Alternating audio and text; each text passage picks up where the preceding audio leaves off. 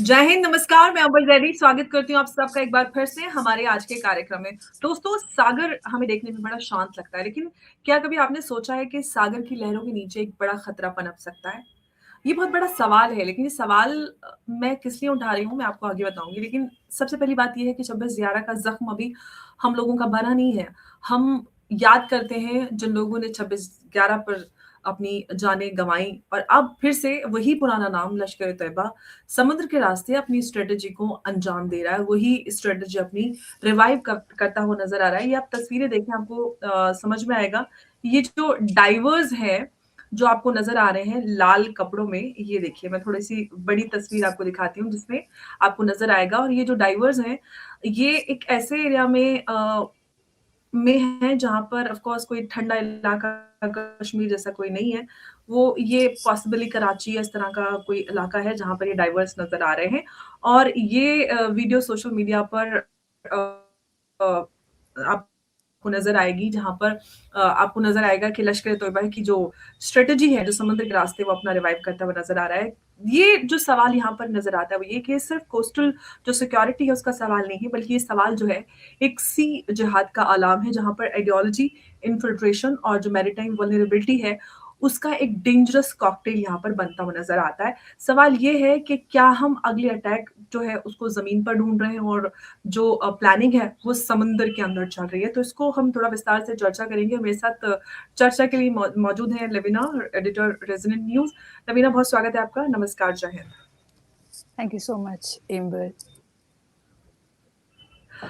लवीना, ये जो लश्कर-ए-तैयबा की जो नई तस्वीरें सामने आई हैं, बहुत ही दिल दहला देने वाली तस्वीरें। हालाँकि हम जानते हैं कि जितने भी ये आउटफिट्स हैं, ये अलग-अलग जिहाद के जो डिफरेंट पैटर्न्स और मीन्स हैं, उससे ये लोग आ रहे हैं और बहुत अग्रेसिवली ट्राई कर रहे हैं कि कुछ करें, लेकिन कुछ कर नहीं पा रहे हैं। लेकिन ये जो तस्वीरें हैं, ये किस तरह से हमें देखना समझना चाहिए, क्योंकि हम 26/11 अभी हम भूले नहीं हैं। लश्कर के लिए जो समुद्र का जो ये सॉफ्ट एंट्री गेट किस तरह से बन रहा है और क्या इनका जो मकसद है, जहाँ पर हम ये देखें कि जो रडार और इंटेलिजेंस है, कैसे दोनों फेल हो सकते हैं? क्या कुछ कैसे समझा जाए? अभी तक पिछले 2 या 3 साल से ये लोग हमेशा हर साल सितंबर और दिसंबर के बीच में स्विमिंग की प्रैक्टिसेस कराते हैं अपने जो मरकज़ है, इनके जो मॉस्क्स जहाँ पे हुँ। Basically they are training camps for the terror groups. वहाँ पे ये लोग स्विमिंग नॉर्मल स्विमिंग पूल पे ये लोग स्विमिंग दिखाते थे। This is the first time we are seeing कि ये लोग डाइवर्स को दिखा रहे हैं। डीप डाइविंग, ये आप कश्मीर में डीप डाइविंग करके आप इन्फिल्ट्रेट नहीं करेंगे। It is a very costly affair. तो ये पिक्चर्स जो है मैं आपको बताती हूँ। बहावलपुर जो जैश-ए-मोहम्मद का जो क्या कहते हैं, उनका जो मरकज़ है, जो ट्रेनिंग कैंप था, वहाँ पे भी एक बहुत बड़ा स्विमिंग पूल था। तो हमेशा हमको ये सैटेलाइट पिक्चर्स में दिखती हैं कि ये स्विमिंग पूल में ट्रेन कर रहे हैं, या वी वुड नो ह्यूमन का, बट ये डीप डाइवर्स का ये this is a very different kind of strategy. तो एज आई बिलीव कि लाइक यू सेड, ये कश्मीर में नहीं हो रहा है, ये हो रहा है कहीं पे कराची के आसपास। यानी ये पोर्ट इंडिया में भी आएंगे तो पोर्ट्स को टारगेट करेंगे। अब पिछली बार तो इन्होंने मुंबई में इन्फिल्ट्रेट करके अटैक्स किए, they went about doing this. मेरे को लगता है अब ये नॉन कॉन्टैक्ट अटैक करेंगे। नॉन कॉन्टैक्ट यानी डायरेक्टली हमारे फोर्सेस के डायरेक्ट कॉन्टैक्ट में नहीं आएंगे। तो क्या कर सकते हैं? तो there is something called limpet mines. Limpet mines जो होते हैं, मैग्नेटिक माइंस होते हैं, जो शिप के ऊपर आप चिपका सकते हो, क्योंकि दे आर मैग्नेट, तो वो शिप के ऊपर चिपकेगी। तो उनकी वजह से शिप्स को डैमेज कर सकते हैं। ये सिविलियन शिप्स भी हो सकती हैं, नेवल शिप्स भी हो सकती हैं। सिर्फ एक कंडीशन होती है कि ये हार्बर में ही चिपकाई जा सकती हैं, क्योंकि जब शिप चल रही होती है ना, उस टाइम पे ये लिम्पेट माइन जाके लगाना इज डेडली। तो वैसे तो दे वोंट माइंड कि अपने टेररिस्ट को, डीप डाइवर्स को भेजे उस टाइम पे जब शिप चल रही हो। They might take that risk also, क्योंकि उनको एक टेररिस्ट मरे, 2 मरे, उनको कोई डिफरेंस नहीं पड़ता। लेकिन लिम्पेट माइन भी तो जाके लगना चाहिए शिप पे। तो आई बिलीव कि ये जो डीप डाइवर्स, ये जो है, because there is no other, ऐसा डीप डाइविंग के लिए आप क्या कहते हैं, इनको ट्रेन करोगे, आपका इन्फिल्ट्रेशन का ये जो है क्या कहते हैं, it becomes even more difficult अगर आप डीप डाइविंग करके आप इंडिया में इन्फिल्ट्रेट करने की कोशिश करो, कहाँ से आओगे आप? नॉर्थ में तो नहीं हो रहा है, this is going to happen along Gujarat only. हाँ। सो कराची से जो है हमारे गुजरात के जितने भी पोर्ट्स हैं, महाराष्ट्र के जितने भी पोर्ट्स हैं, these are very close, and यहाँ पे डीप डाइवर्स लग सकते हैं। लेकिन ये जो शिप्स हैं, some of these ships are coming from Karachi, Gujarat के पोर्ट में आने से पहले, या इंडिया से जाने के बाद अगर सिविलियन शिप्स को भी टारगेट किया, हमारी ट्रेड तो इम्पैक्ट होगी। एंड ऑल्सो अगर ये naval ships of course they don't go alone, they have protection, it's more difficult. Harbour में भी ये प्रोटेक्टेड होते हैं, बट इसीलिए मेरे को लगता है ये इंडिया से जाने वाली ट्रेड, ये जो नॉर्मल मर्चेंट शिप्स हैं उन पे टारगेट करेंगे, जो कराची की ओर हेडेड हो या बीच में कहीं और, you know, because it is sea. अगर हार्बर भी किए, merchant ships may not, those which are vulnerable, उन्हीं को टारगेट करेंगे, राइट? एंड अगर एक भी ऐसे शिप में होता है, मैं बताती हूँ आपको एग्जांपल्स। सबसे पहले भी ये वर्ल्ड वॉर 2 का कंसेप्ट है बेसिकली, लेकिन उसके बाद ये मेरे को लगता नहीं है कि 2020s तक किसी ने ज्यादा यूज किया था, टिल इन 2019 और 2020 कोविड के आसपास। गल्फ ऑफ ओमान में एक यूएई की और यूएस की शिप थी, या यू नो यूएस की शिप थी फ्रॉम व्हाट आई रिमेम्बर, और यूएई शिप इटसेल्फ, जिसके ऊपर लिम्पेट माइन लगाया था। ऑब्वियसली ईरान ही लगा सकता है उस एरिया में, और उसको डैमेज हो गया था। डैमेज होने से क्या होता है, वो शिप फिर कुछ दिनों it has to stay in, it has to be repaired, maintenance, वो सब लगता है। तो उतने दिन उनका वो गया, साथ में रेपुटेशन, आपकी ट्रेड, वो स्ट्रेट ऑफ हॉर्मुज में तो सबसे ज्यादा ऑयल की ट्रेड होती है। तो that is damaging to two countries like UAE, जिनका मेन बिजनेस ही ऑयल है। फिर उसके बाद पिछले साल 2025 में 2 इंसिडेंट्स हुए लिम्पेट माइंस के। एक हुआ रशिया के शिप पे, और एक हुआ ग्रीस की शिप पे लिबिया में। दैट मीन्स कि ये ट्रेंड अब इंक्रीज होगा। तो इसीलिए भी शायद इससे पहले हमने डीप डाइवर्स नहीं देखे थे लश्कर की वीडियोस में या जैश के वीडियोस में। अब उनको भी शायद स्ट्राइक किया हो कि they can change their strategy. In fact इससे सिमिलर एक बात कही है सैफुल्ला कसूरी, जो पहलगाम का मास्टरमाइंड है, जिसको एनआईए ने बोला है। वो लश्कर का टेररिस्ट है। उसने रिसेंटली एक स्टेटमेंट निकाली थी कि 2026 में पाकिस्तान समुद्र का प्रिंस बनेगा। राजकुमार को आप क्या कहते हैं? शहजादा, उर्दू में शहजादा कहते हैं। तो उन्होंने कहा समुद्र का शहजादा बनेगा, तो प्रिंस ऑफ द सी पाकिस्तान। ऐसा क्या करेंगे कि वो प्रिंस ऑफ द सी बनेंगे? इनकी नेवी तो इतनी कुछ खास है नहीं। अगर एक टेररिस्ट बोल रहा है और वो लोग डीप, और वही सेम ग्रुप डीप डाइवर्स को ट्रेन कर रहे हैं, it means they are going to target the ships in this area. Terrorist का तो यही काम है। तो इट मेक्स कंप्लीट सेंस। और पता है, लिम्पिट माइंस अगर बीच में फटी भी, यू डोंट हैव प्रूफ कि पाकिस्तान ने कराया है। ये लोग ये भी कह सकते हैं कि नहीं, ये तो शिप ऑलरेडी डैमेज थी, इसीलिए ये हुआ। उसको इन्वेस्टिगेट करोगे, by the time you come out with the result, it's not like a terrorist attack, right? मतलब आप डायरेक्टली अब दिखा नहीं सकते, सीसीटीवी ऐसा कुछ है नहीं शिप में नीचे, क्योंकि शिप का जो वाटर लेवल है उसके नीचे जाके इन्होंने लगाना है। एक बार ये भी गलती हुई थी कि लिम्पिट माइन थोड़ा ऊपर लग गया था एंड वो इजीली डिटेक्ट हो गया था। तो this is why deep divers are needed. तो या that could be one of the main reasons okay, I believe. तो यहाँ पर ये कह सकते हैं कि ये एक स्ट्रेटजी है जहां पर जो ट्रेड राउट्स है उसको टारगेट किया जा रहा है। मतलब इन शॉर्ट ये कहा जा सकता है कि ये सिर्फ टर्म नहीं है कि सी जिहाद या फिर समुद्र जिहाद जिसको लेकर बात हो रही, बल्कि कहना चाहिए कि एक सिस्टमेटिकली प्लान डॉक्ट्रिन है जहां पर ये सारा कुछ टारगेट करने के लिए एक ब्रॉडर जो स्ट्रेटजी है वो नजर आ रही है। और क्या इसके ऑब्जेक्टिव्स आप समझ पा रही हैं?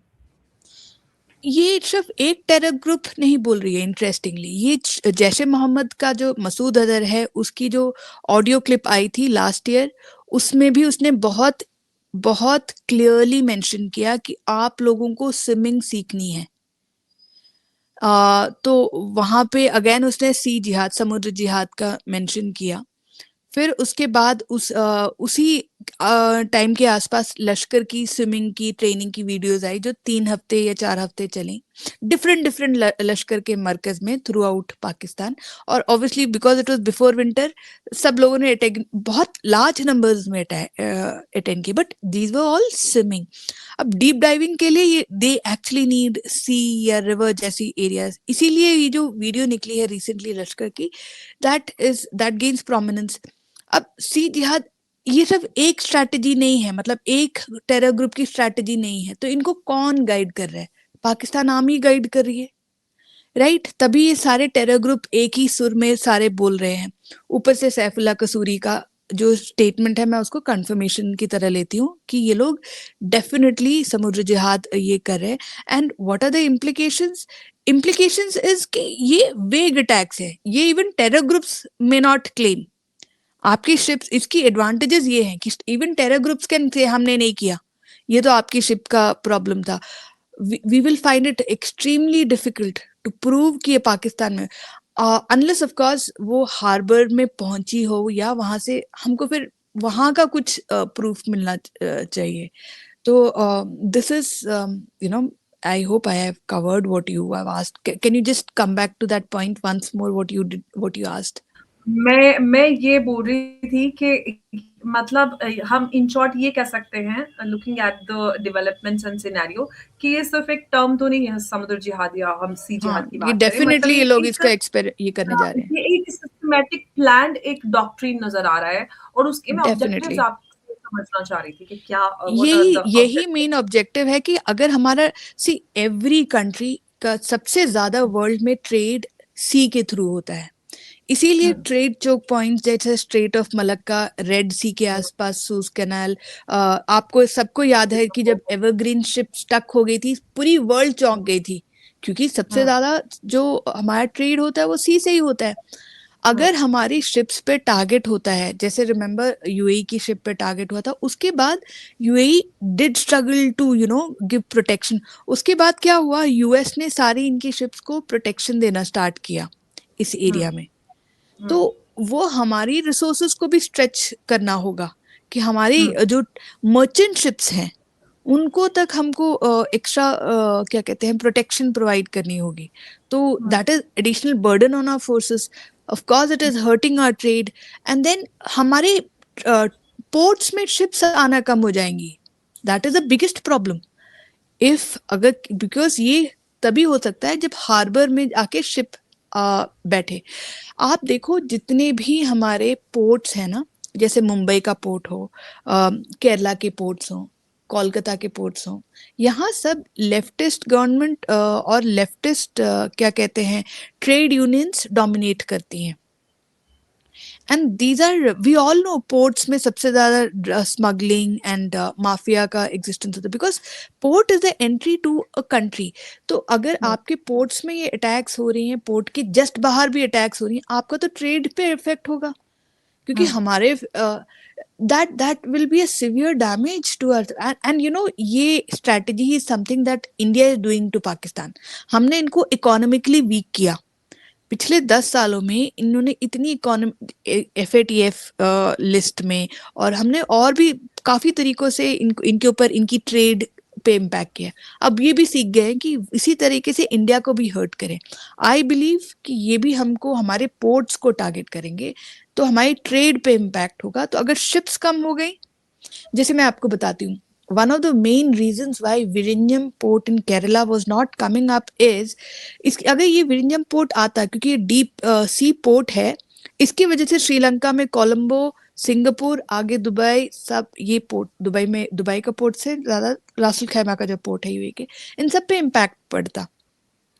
तो जब आईमेक कॉरिडोर आया तभी विलिंगडन पोर्ट खुला, क्योंकि सबको अब चाहिए डीप सी पोर्ट चाहिए, तो अब कंपटीशन की बात नहीं आई।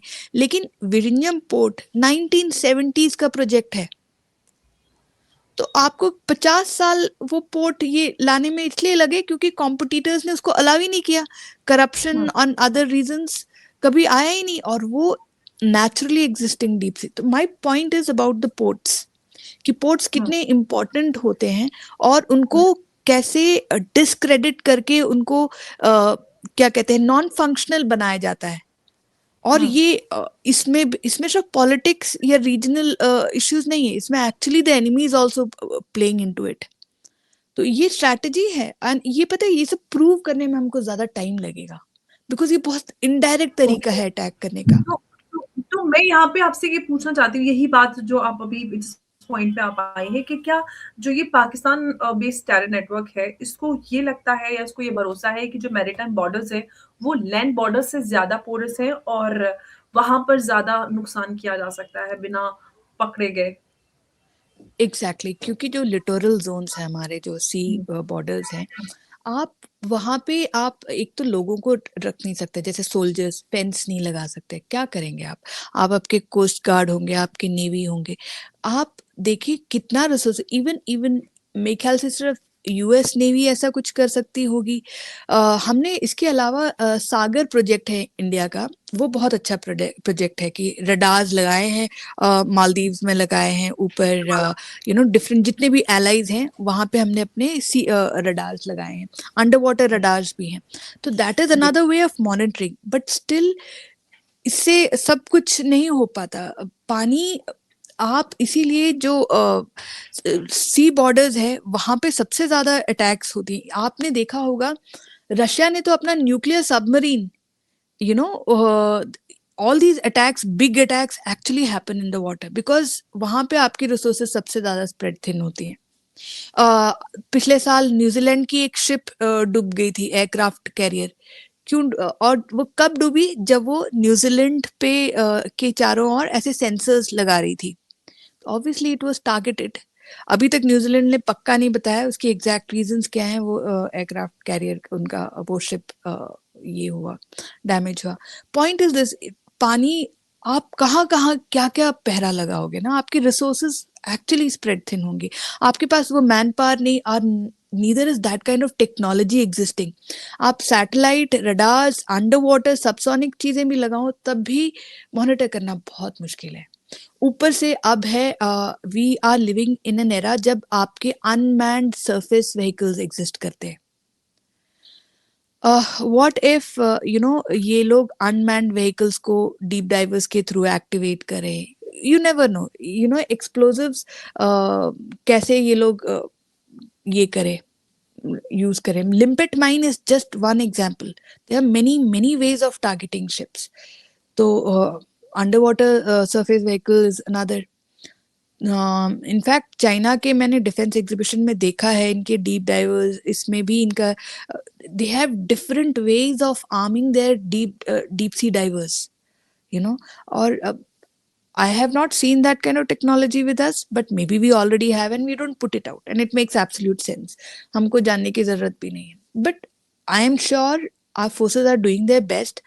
Unfortunately, पानी इतना गहरा है, पानी इतना वास्ट बॉर्डर है हमारा कि our forces will, even 2611 हमारे फोर्सेस ने उनको पकड़ लिया था। They we almost had the intelligence कि दीज पीपल वर कमिंग, इस चीज की इंटेलिजेंस थी। बट आप कहाँ कहाँ इनको पकड़ोगे ना, कैसे कैसे? उस टाइम ऑब्वियसली उस टाइम से तो काफी आगे निकल गए, फिर भी it is not, there are loop holes and terror groups exist only to exploit those loop holes. Hmm. जी। तो लेविना, हम वैसे ही देख रहे हैं कि जो इंडियन ओशन रीजन, उसमें पहले ही जो स्ट्रेटेजिक राइवलरी है वो बढ़ती जा रही है। उस सब के बीच में जो नॉन स्टेट एक्टर्स हैं वो ये सब जो कर रहे हैं, जो नेवल ब्लाइंड स्पॉट्स हैं उनको टारगेट कर रहे हैं। तो ये सब तो मतलब ये हम कह सकते हैं कि इन शॉर्ट के ये सब सोची समझी साजिश के तहत ये सब किया जा रहा है। और इसके पीछे सिर्फ पाकिस्तान है या कोई और भी पाकिस्तान को यूज करके ये सारा कुछ करवा रहे हैं? क्योंकि पाकिस्तान के पास पैसे की कमी हम सब जानते हैं, और आज ही शहबाज शरीफ का स्टेटमेंट आया है कि हमें जनरल आसिम मुनीर को हम पैसा मांगने जाते हैं और हमें कॉम्प्रोमाइजेस भी करनी पड़ती हैं, शर्तें मांगनी पड़ती हैं। पाकिस्तान को फंडिंग बेसिकली चाइना, जैसे पहलगाम अटैक जब हुआ था, जैश ए मोहम्मद का जो मसूद अजहर है उसका भाई है, रौफ करके उसका नाम है। तो उनकी ऑडियो क्लिप, उनकी तो क्या, उसकी ऑडियो क्लिप निकली थी, उसमें he was going Gaga about China. कहता है हमारी वजह से चाइना की वेपन सिस्टम्स ये हो गई, फेमस हो गई। बेसिकली वो कह रहा था एयर डिफेंस सिस्टम्स की जो यूज हुई थी चाइना की to protect these terror groups, चाहे वो बहावलपुर हो, चाहे आपकी लश्कर ए तैयबा के मरकज हो, इनके जितने भी टेरर ग्रुप्स थे उनको एयर डिफेंस सिस्टम चाइना ही प्रोवाइड कर रहा था।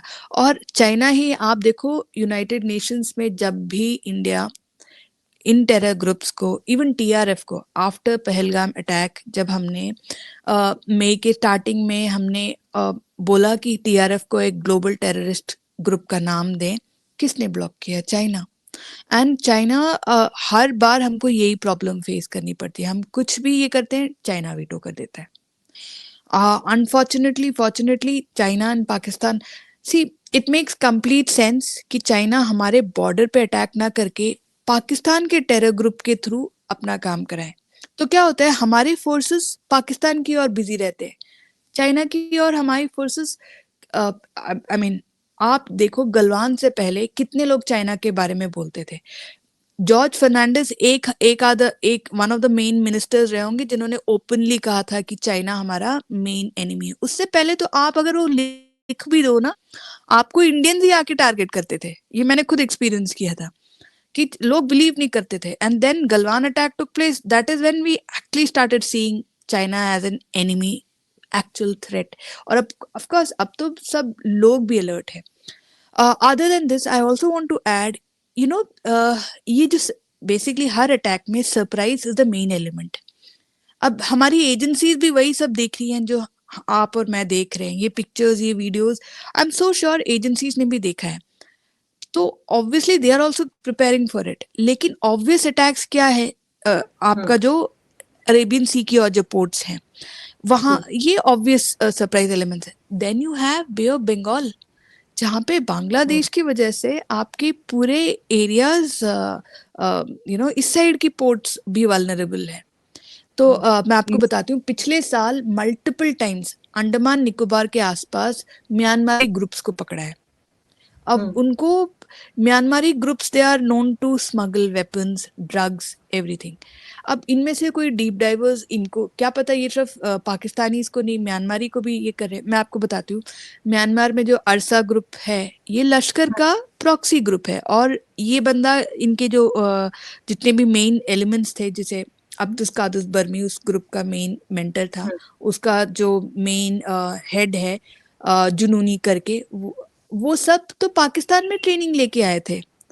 तो इट इज वेरी पॉसिबल कि ये लोग सिर्फ पाकिस्तानी को नहीं और डीप डाइविंग के लिए ट्रेन कर रहे हैं। It can be Bangladeshi, it can be Myanmari. तो we should expect attacks on this side also is also something that जी, of I course, would. As Asim Munir said after operation Sindoor के ईस्ट से इस बार हमला करेंगे। लेकिन लेविना, एक बात है, हम 26/11 हम देख चुके हैं और उसका ज़ख्म देश भर के ऊपर आज भी ज़िंदा है। लेकिन एक बात ये है कि हमारी जो नेवी है वो बहुत सशक्त हुई है बीते सालों में। क्या उस सब को देखते हुए जो ये एक नया चैलेंज हमारे सामने उभर रहा है, उस सब के लिए हम तैयार हैं निपटने के लिए? क्योंकि हम एक और 26/11 या एक और इस तरह का कुछ और अफोर्ड नहीं कर सकते। क्या इंडियन नेवी तैयार है? मैं बताती हूँ, इंडियन नेवी जो है, out of all the 3 forces, Indian Army, air force, navy की जो इंटेलिजेंस है ना, मैं they they are too damn good. उनके बारे में ज़्यादा बोला नहीं जाता है। इनफैक्ट मैंने ये भी देखा है कि इंडियन नेवी जो है, compare to army and air force, disciplinary action में बहुत ही ज़्यादा स्ट्रिक्ट एक्शन लेती है, बहुत ज़्यादा स्ट्रिक्ट एक्शन लेती है। वो लोग, they don't spare you even for the smallest of mistakes. और आपने एक छोटा मिस्टेक किया, you are gone. Indian navy doesn't spare. And वो मेरे को बहुत हैरानी की बात लगती थी कि इंडियन नेवी इतनी हार्श क्यों है। Because it is it is such a big force. इनकी एसेट्स इतनी बड़ी होती हैं, मतलब सबमरीन है, इनकी एयरक्राफ्ट कैरियर्स हैं। इट्स नॉट जस्ट फ्यू मराइनर्स और some commandos. It is a big, it's a walk, it's a floating city that they have in the sea. They cannot take any risk, they will not even accept. और इसी उनके जो discipline की वजह से ना, मेरे को हमेशा लगता है ये लोग बहुत ही रेडी रहते हैं हर चीज के लिए। एंड हम जब जब हमारी नेवी आई है तब तब नई कंट्री बनी है। ये हमारी हिस्ट्री रही है। So Indian navy, Pakistan can pray doesn't come to that level where this could be one of the reasons why Pakistan is planning to target Indian naval assets, और हमारे जो maritime merchant ships हैं उनको target करने का सोचे, probably because of this, because जब navy उतरती है तब तब पाकिस्तान की हालत बहुत ही ज्यादा बुरी हो जाती है। So just 2 days back, that reminds me, Pakistan ने एक नोटैम डिक्लेयर किया था लॉन्ग रेंज मिसाइल के। आप देखो अभी इंडिया ने भी नोटैम डिक्लेयर किया। It's a huge this thing along bay of Bengal, and all this is carried out with the help of Indian Navy.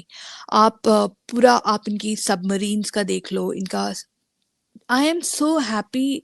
Every week now there is a news about Indian Navy. नई ships आ रही हैं, submarines आ रही हैं, and इसके अलावा इनकी जो अपनी मार्कोस कमांडोज, इनकी कितनी ज्यादा एक्टिव हो गई। पहले हम मार्कोस के बारे में कश्मीर में वुलर लेक में जो प्रोवाइड करते हैं उस वहां सुनते थे, but now even US navy has acknowledge कि उनको इंडियन नेवी कमांडोज की जरूरत पड़ी थी रेड सी में, and they are collaborating, and that shows our readiness कि अगर इतनी बड़ी कंट्रीज हम पे रिलाई करने के लिए रेडी हैं तो हम लोग शायद बहुत अच्छी तरह प्रिपेयर्ड हैं। And Indian navy being Indian navy, बहुत कम न्यूज बाहर आएगी। बिल्कुल, सो या क्योंकि जिस तरह से समुद्र में वो करने की कोशिश कर रहे हैं, जवाब भी समुद्र के अंदर ही अंदर दे दिया जाएगा और शायद लहरों के ऊपर वो जवाब आए भी ना। लेकिन जहाँ चोट और जहाँ मैसेज पहुंचाना रहे वहां तक पहुंच जाएगा। लेकिन सी जिहाद को लेकर जो लोग या फिर हम दर्शकों को लेकर बात करें जिनको इस बारे में ज्यादा जानकारी नहीं है, ये कोई सिनेमैटिक फ्रेज नहीं है, बल्कि ये एक वार्निंग सिग्नल है जहां पर हम ये देख रहे हैं कि अगर जमीन पर जिहाद का जवाब इंटेलिजेंस और फोर्स है, तो समुद्र के अंदर इसका जवाब एंटिसिपेशन, कोऑर्डिनेशन और जीरो यहाँ पर कंप्रेहेंसिव हो सकती है और होनी चाहिए। तो लेविना, आपने इस पूरे मुद्दे पर हमारे साथ जानकारी साझा की, उसके लिए आपका बहुत धन्यवाद। नमस्कार, जय हिंद, जय भारत। Happy to contribute. जय हिंद। Thank you so much.